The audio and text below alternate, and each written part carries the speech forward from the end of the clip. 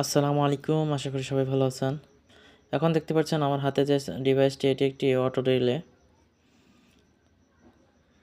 একটি charger fan, charger light, এমনকি speaker প্রোটেক্টরে লাগানো থাকে। এটি বিভিন্নভাবে কাজ করে থাকে। সাধারণত ফ্যানের মধ্যে থাকে অটো হিসাবে কাজ করে, কারেন্ট চলে গেলে অটোমেটিক পাওয়ার সাপ্লাই দিয়ে থাকে। এসিতে 250 ভোল্ট পর্যন্ত সাপোর্ট করে এবং ডিসিতে 30 ভোল্ট পর্যন্ত সাপোর্ট করে। এটি 10 অ্যাম্পিয়ার আউটপুট দিতে সক্ষম। এটি কিভাবে কাজ করে অনেকের মনেই কৌতূহল জাগে যে আসলে এটা কিভাবে কাজ করে। আমরা আজকে এটি কেটে ফেলছি, দেখতে পাচ্ছেন আমরা অনেক আগেই কেটে ফেলছি। এখন দেখবো আসলে এটা কিভাবে কাজ করে। দর্শক দেখতে পাচ্ছেন এই ডিভাইসটির মধ্যে একটি কয়েল আছে, আর এই যে পাত দুটি দেখতে পাচ্ছেন, আসলে মূলত এই দুইটি পাতের মধ্যেই কানেকশন।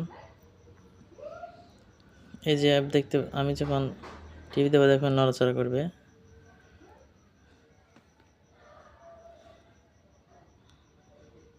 এই যে দেখছেন, মূলত এইটাই সুইচিংয়ের কাজ করে। যখন কারেন্ট চলে যায়, কয়েল কারেন্ট পায় না, সে সময় এই ডিভাইসটা এরকম থাকে, নর্মালি চালু থাকে।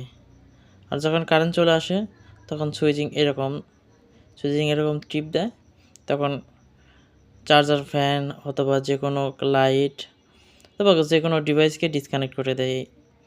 এটি আসলে অটো রিলের কাজ। যখনই এই ডিভাইসটি কয়েলের মধ্যে কারেন্ট পায়, সে সময় এর মধ্যে একটা চৌম্বকীয় শক্তি তৈরি হয়।